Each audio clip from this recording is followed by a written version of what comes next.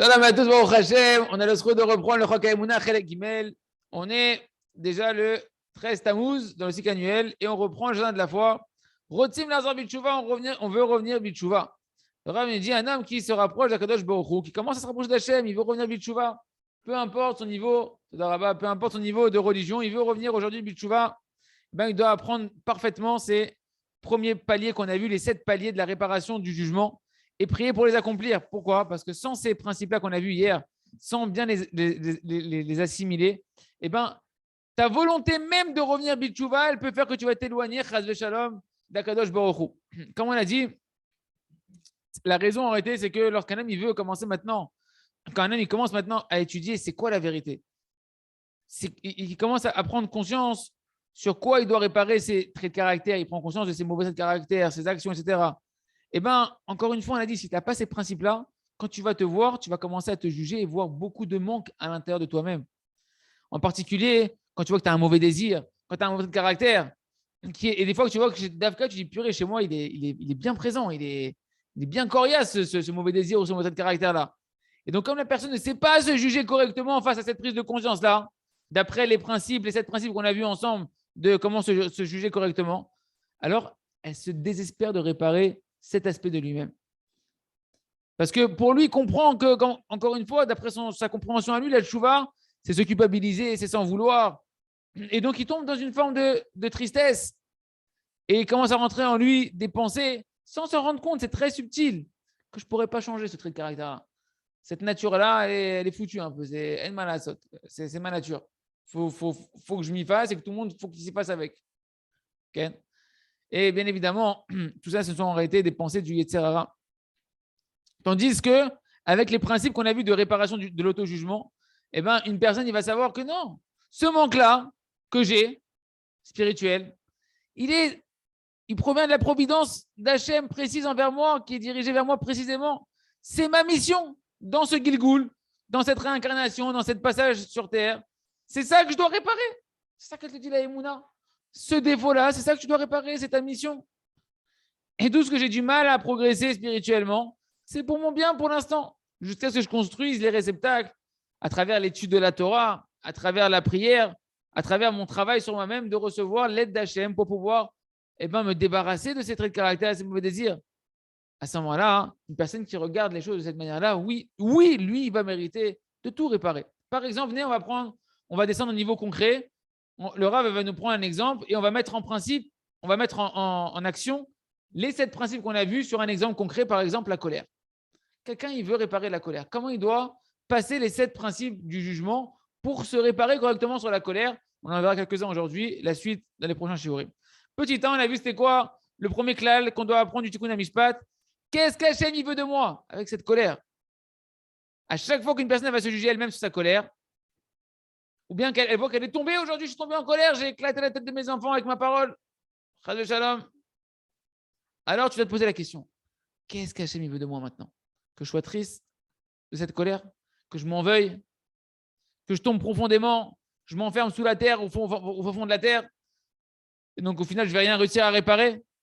Ou bien que je veux que je me renforce Bessimcha?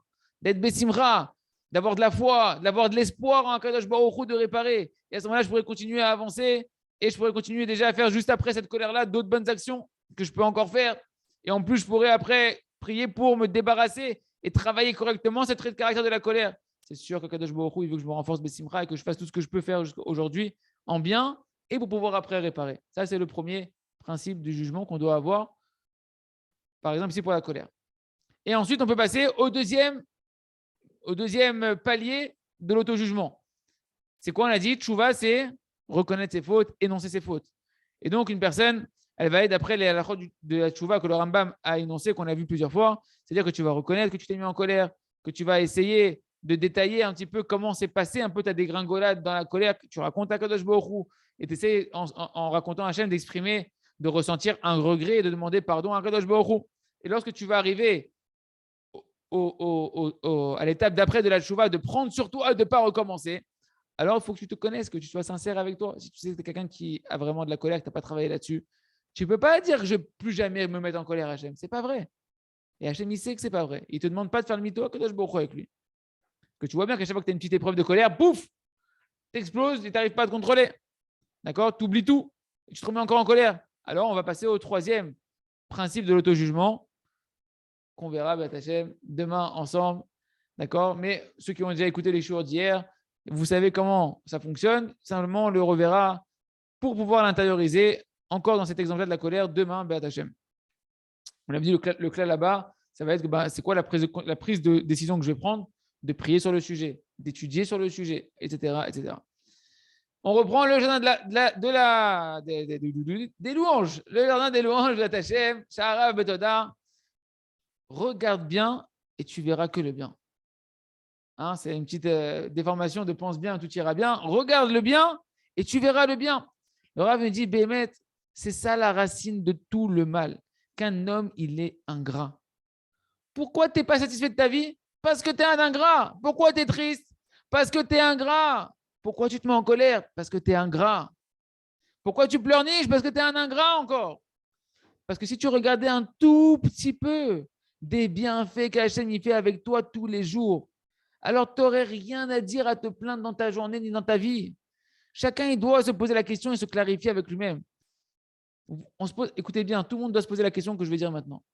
Quelque chose qui te rapproche d'Akadosh Baruch Hu, c'est bien ou c'est mal? C'est bien. C'est pas bien, c'est très bien. Très, très, très, très, très, très bien. Ah, si c'est comme ça, il n'y a pas de mal dans le monde. Pourquoi? Parce que ce monde, il a été créé. Que chaque chose de ce monde-là que tu vis, si tu le regardes avec la Emouna, alors tu verras que cette chose-là, elle est le moteur de ton rapprochement d'Akadosh Baruch Hu si tu veux le regarder avec la Emouna. Alors, si toute chose peut te rapprocher d'Hachem, si tu le regardes avec Emouna, donc tout est bien. Il n'y a rien qui est mal.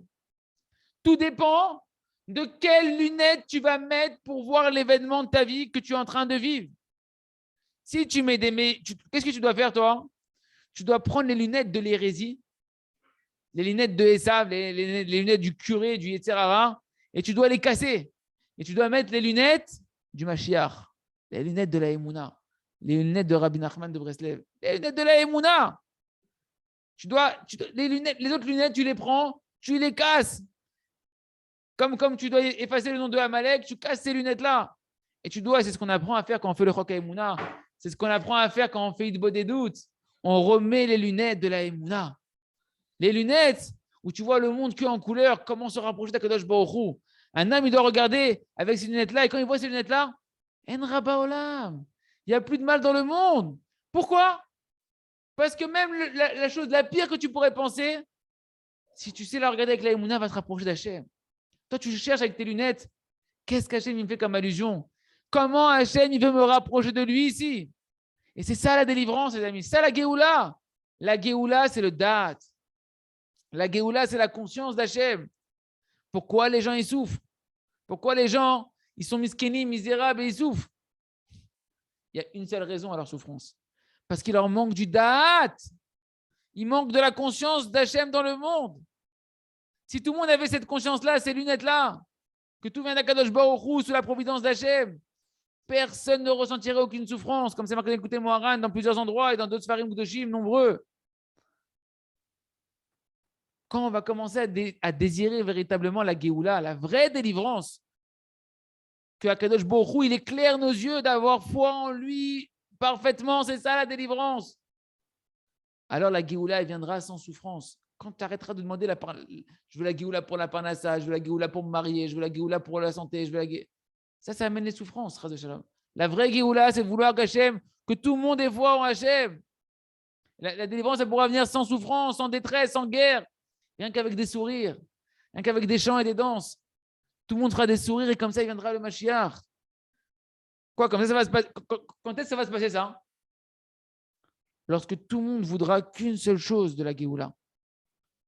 Qu'est-ce que tu veux quand tu demandes la Géoula? Mashiach no, Mashiach no. Qu'est-ce que tu veux quand tu demandes Mashiach no? On veut que tout le monde connaisse, du plus petit au plus grand de ce monde-là, que tout le monde connaisse que Hachem, il est un, que son nom, il est un. Ça veut dire quoi? Il est qu'un. Il est que bon, il est que miséricorde, et il fait que le bien. Et c'est ça également qu'on doit avoir comme kavana lorsqu'on dit dans les mots Kilishua Techa Kivinu Kolayom, dans la Amida sur la bracha. sur la Yeshua, sur la délivrance, sur la Géoula, on dit dans ta délivrance à toi, Hachem, on a espéré toute la journée. Quelle délivrance on espère?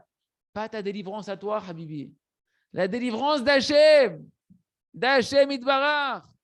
Et comment tu vas délivrer Hachem? Quoi? Hachem, il est emprisonné? Hachem, il est captif? De qui il est captif? Qui c'est qui retient Hachem? Qui c'est qui peut retenir Kadosh Baruch Hu? Non, en fait, c'est que Kaviachol, Akadosh Baruch Hu, il est emprisonné dans le sens où on n'est pas conscient de lui. Akadosh Baruch Hu, la conscience de la bonté d'Hachem, elle est encore emprisonnée sous des écrans. Et c'est ça qu'on appelle sortir Akadosh Baruch Hu de l'exil, si on peut dire, dans lequel Hachem il s'est mis. Volontairement, Hachem, pour le libre arbitre, il s'est mis en exil. Il s'est masqué. Il a masqué sa bonté, sa miséricorde. Que nous, on pense, Hachem, qu'il y a du mal dans le monde. Qu'on pense qu'il y a des injustices dans le monde. Sur nous, sur tout le monde, sur tout ce qui s'est passé. Chaz v'shalom, ça c'est l'exil d'Hachem. Ça c'est la prison d'Hachem, Chaz v'shalom. Que Chaz v'shalom, Kaviachol, Hachem, il fait du mal dans le monde. Et sur ça, on demande Yeshuatecha kivinu Hachem. Dans ta délivrance, on espère à Kadosh Baruch Hu que se dévoile la vérité, que tu es que bon, que c'est toi qui as tout fait que par amour pour nous. Et concrètement pour nous, c'est compris que tous les Sfarim, que tous les livres qui parlent de Emouna, comme on est en train d'étudier, qui se diffusent partout, que le monde entier ils prenne conscience. Parce que ces livres-là qu'on est en train d'étudier, les amis, ils t'éveillent la conscience d'Hachem. Ils te libèrent Hachem dans ton esprit à toi. À toi, déjà, à ce moment-là, quand tu es en train de lire ces Sfarim-là, tu es en train de sortir Hachem déjà pour toi de son exil. C'est pourquoi, dans tous les endroits d'Atfila où tu vas dire les Ma'an Shemecha, pour la gloire de ton nom Hachem, en faveur de ton nom, qu'est-ce que tu dois penser? Afin que tout le monde sache que tu es bon et que tu fais que le bien à Hachem et qu'il n'y a pas de mal dans ce monde. C'est ça en la faveur du nom d'Hachem, pour la gloire du nom d'Akadosh Baruch Hu. Et Razan Hachem, que chacun, il prie sur ça d'avoir la Emouna, de remercier Akadosh Baruch Hu sur le bien comme sur le mal, y compris pour la diffusion de ces livres-là, de ces enseignements-là, que le Ham Israël, il puisse pas simplement connaître ces livres, mais connaître Hachem, et qu'on puisse libérer d'Hachem Idbarach du voile dans lequel il s'est volontairement mis pour le moment, que tout le monde puisse voir le monde avec les yeux de la Emouna, Hachem. On continue avec le Sefer à travers champs et forêts. On est dans cette, il y a que tout le monde puisse faire cette heure d'une bonne des doutes, nous, nos femmes, nos enfants, nos descendants, tout l'âme Israël, le monde entier. On a cette question avec Moshe, avec Korach. Korach, comment Korach il s'est planté? Comment la Torah ne protège pas un homme? On a vu que les cartons étaient en train de nous expliquer que c'était la différence qu'il y avait entre, à l'époque de Korach, la différence entre Korach et Aaron à Cohen. Que Aaron à Cohen, il était tout le temps en train de palper ses bonnes actions et de se remettre en question, de voir que par rapport à Hachem, la grandeur d'Hachem, et ben même ses bonnes actions, elles ne sont pas suffisamment bien faites. Et donc, il gagnait à chaque fois Aaron à Cohen par son introspection, par son idée des doutes quotidiennes, de l'humilité. Même Moshe Rabbeinu, il a besoin de palper ses actions. On dit palper, c'est les bonnes actions. Il n'a pas de faute. Les bonnes actions, il doit les palper. Parce que chacun, en fonction de son niveau, il doit se scruter à l'intérieur de lui-même. D'accord? Et comme ça, Aaron à Cohen, il palpait ses bonnes actions. Il disait, comment j'ai mis les tefilines aujourd'hui? Est-ce que j'étais vraiment rempli de joie quand j'ai mis les tefilines? Quand j'ai fait les mitzvot? Est-ce que j'ai fait la mitzvah des tefilines avec itlaavout, avec ferveur, avec crainte, avec amour comme il faut? Ou bien j'aurais pu faire mieux par rapport à ce que je devrais faire par rapport à Hachem. Comme ça, Aaron, en fonction de son niveau, il se sentait loin de la misère des tefilines. Il mettait les tefilines. Mais à son niveau, c'est ça, palper ses bonnes actions. C'est voir la qualité. Et lui, il se sentait loin de la misère des tefilines. Il sentait qu'à son niveau, il avait encore beaucoup à s'améliorer. Et c'est sûr qu'il se disait à lui-même, à Aaron, comment je suis loin de la mitzvah des tefilines. Comment je suis loin de la mitzvah des tzitzit, etc. À son niveau, à lui, grâce à son introspection quotidienne, cette heure d'hisbadiout quotidienne. Et comme ça, Aaron à Cohen, il marchait avec ce sentiment qu'il se sentait loin d'Akadosh Baruch Hu.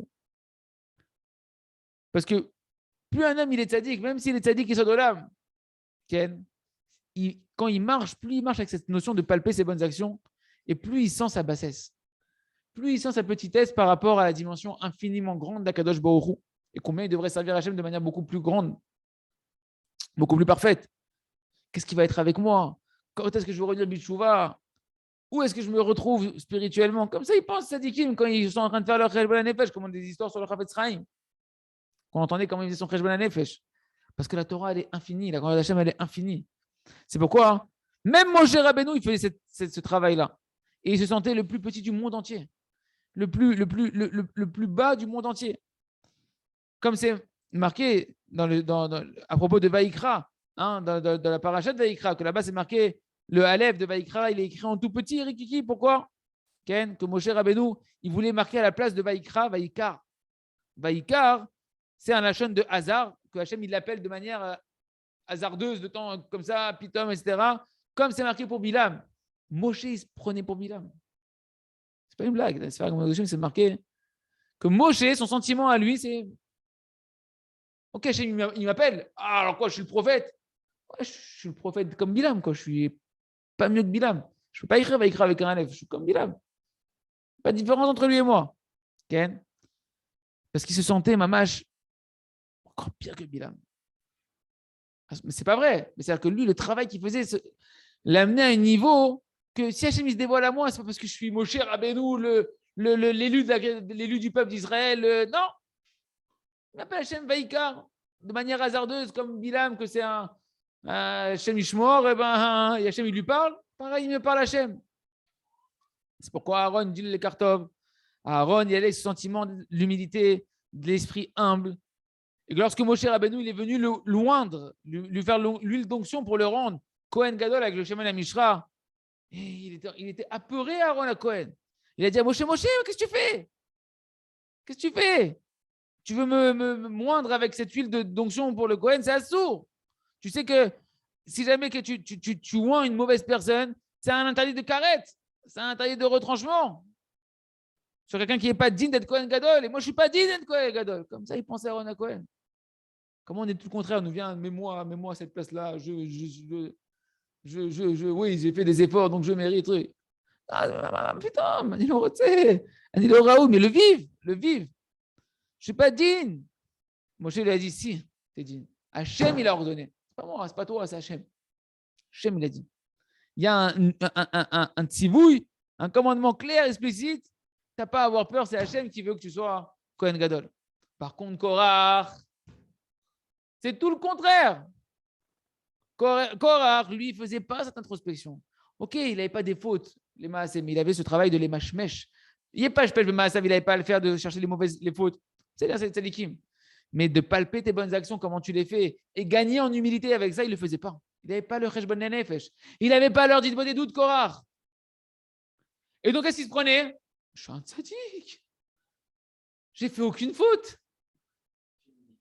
Je mets les tefilines, j'ai vu Hachem, j'ai entendu Hachem, j'ai roi HaKodesh, je ferme mes yeux, je suis Kodesh Kodashim. Moi, je suis digne d'être le prince d'Israël, d'être le président d'Israël. Je peux être même Kohen Gadol. Je devrais être Kohen Gadol. C'est moi qui dois diriger le Ham Israël. À la place de Moshe et de Aaron. Pourquoi pas? Pourquoi pas? Pourquoi? Parce qu'il ne faisait pas ce travail de palper ses bonnes actions. Il ne faisait pas leur d'idbo des doutes. Et toute la différence, elle est sur leur d'idbo des doutes. Yeratzon, on continuera à approfondir demain. C'est un passage révolutionnaire pour moi. C'est une réponse à des questions énormes de la vie d'un juif qui fait teshuva. Comprenez que sans cette heure d'idbo des doutes, il valait mieux que tu ne sois pas créé. Sans cette heure d'introspection, il valait mieux qu'un homme ne soit pas créé. Et comme l'a dit la Gemara qu'on a vu, la seule chose qui justifie le passage d'un homme sur terre et que sa Torah va être bénéfique, c'est qu'il s'introspecte tous les jours avec une volonté de rechercher la vérité. On continue avec le livre Le Jardin de la Sagesse, l'histoire du sage et du simple de Rabbi Nachman.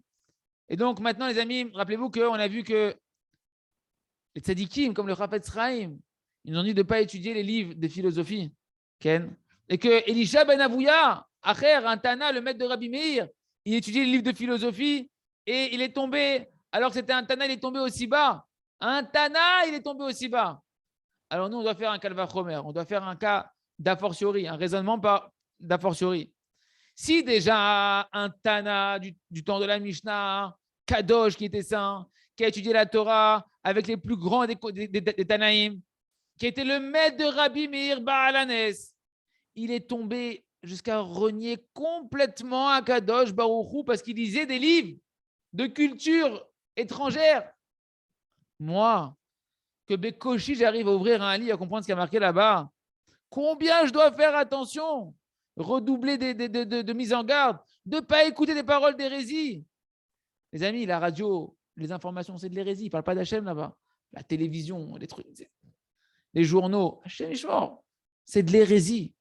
Plus forcément de la philosophie pure. Il prend de la philosophie, on n'a rien compris à ce qu'on dit. Un homme, il doit faire un calvachomer. Je ne dois. Vadaï que je ne dois pas laisser le Yetzer Hara me rentrer à l'intérieur de moi-même. En me disant, mais non, moi c'est bon, je suis assez solide. Je peux écouter, il n'y a pas de problème. Il n'y a pas de problème, je peux écouter. Moi, ça ne me fait rien, je suis insensible, j'ai un cerveau. Je gère, je trie, ça je prends, ça je jette, etc. Ça ne va rien me faire. Sache que tu n'as rien compris. C'est sûr que ça va te faire du mal. Parce que si un Tana comme Elisha Ben Avouya, ça l'a endommagé, avec toute la Torah qu'il avait, toutes les Hasagot d'Hachem qu'il avait, tu crois que toi, ça ne va pas t'endommager? C'est pourquoi, de toutes les manières, pour nous, c'est interdit de rentrer dans ces recherches-là. Et celui qui est Ma'amin, qui ressent la Emouna à la fois dans son cœur, il n'a pas besoin de faire ses recherches philosophiques, etc., pour renforcer sa Emouna dans d'autres sphères. Au contraire, s'il pense à faire des recherches, alors ça montre qu'en fait, il est faible dans sa Emouna. Comme il a dit le Chafetz Chaim à son fils, qui voulait étudier des livres de philosophie, un peu de pensée sur le monde, de comprendre un peu comment fonctionne le monde, mais pas dans les sources juives, toraniques. Il lui a dit comme ça, le Chafetz Chaim, celui qui cherche des preuves à la Emouna dans les livres de philosophie, ça montre qu'il est entaché dans sa Emouna en Kadosh Baruch Hu, qu'il a des doutes, Chaz Shalom, dans sa Emouna en Kadosh Baruch Hu. Fin de citation du Chafetz Chaim. Parce que le seul chemin de renforcer sa Emouna, c'est uniquement lorsqu'on va parler des paroles de Emouna, qu'on va étudier des livres de Emouna, qu'on va écouter des shiurim de Emouna, qu'on va prier sur la Emouna, mais sans faire aucune recherche annexe. Il y aura ça qu'on reste dans la tmimout de notre patrimoine, de notre Emouna ancestrale, Hashem, et que chacun puisse s'éloigner de tous les courants de pensée autres que la Emouna, afin qu'on puisse être pur dans notre Emouna, Hashem. On termine avec le Sefer. Or Chadash al Tzion Ta'ir V'Nizke Kolano Bimera Leoro. Eh bien, les amis, avec un livre de prière, on pourra s'aider de pouvoir avoir une bonne concentration, de ne pas avoir de mauvaises pensées dans la prière. On va expliquer. Vu que les mots de la prière, ils ont en eux-mêmes une très grande force de réveiller l'homme à la concentration. C'est les Chachamim, Anshe Knesset Agdola, les gens de la grande assemblée qui Beruach HaKodesh, ils ont mis ces mots de la prière.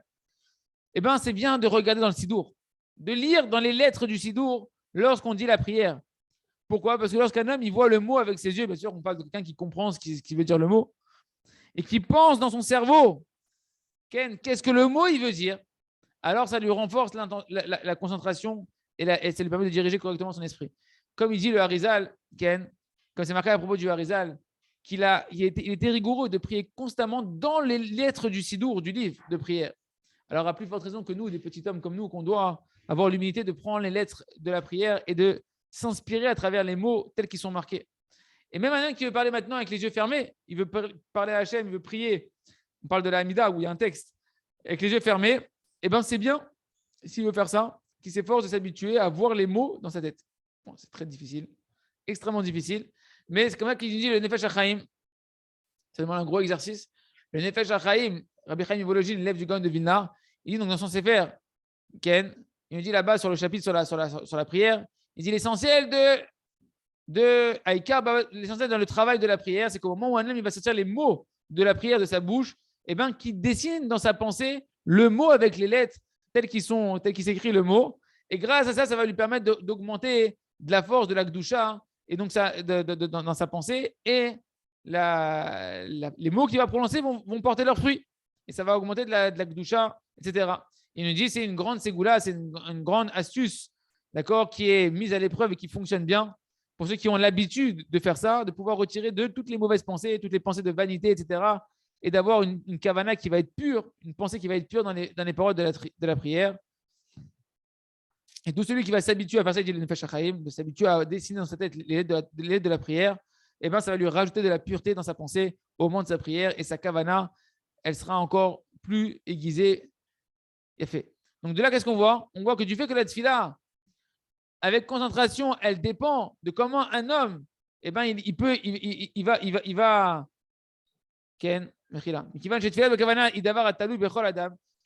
que la concentration dans la prière, elle dépend chacun d'entre nous. Chacun d'entre nous, on va avoir une capacité de se concentrer dans la prière. eh ben, chacun il va devoir chercher des trucs et astuces, d'accord, des conseils qui lui conviennent pour chercher à prier avec concentration. D'accord? Tu dois chercher l'endroit où tu aimes bien pour prier, la bonne synagogue, la bonne place, le bon moment, la bonne heure, qui vont être pour toi des conditions qui sont optimales pour réveiller ta volonté dans la prière. Et ça, c'est marqué dans les post-it à propos de plusieurs sujets que chacun, en fonction de comment il sent dans son âme que ça va l'aider à prier, ben qu'il prie. Si toi, tu as besoin de lever la voix ou pas lever la voix, prier à voix un peu plus haute, à voix un peu plus basse, faire des mouvements, pas faire des mouvements, marcher. Tu en as qui aiment bien marcher pendant qu'ils prient. On ne parle pas de l'amida, hein, on parle d'autres prières. En fonction de ce que le cœur il s'éveille. D'accord?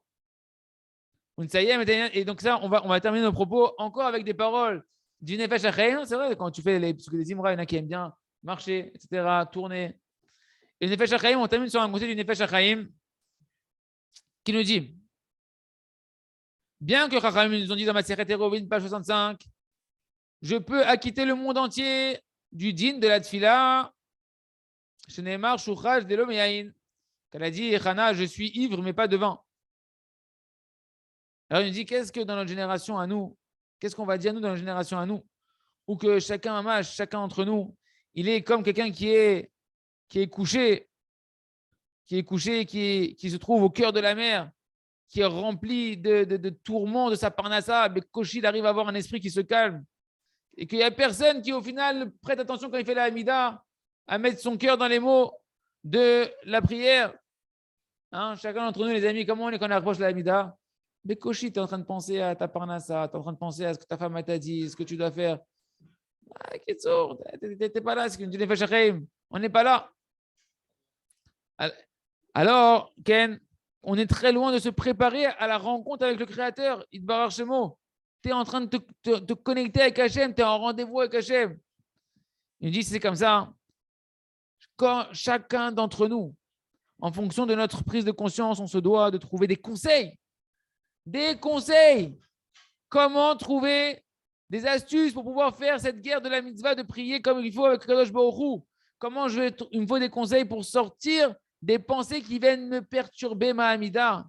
Et chacun, en fonction des conseils qu'il va trouver, il pourra faire une fila qui est karaoui, une fila avec concentration et pouvoir connaître Hachem à travers sa prière, attirer l'abondance d'Hachem dans sa vie, voir des délivrances et vivre avec le sourire d'Hachem, Chazak, Benit Chazek.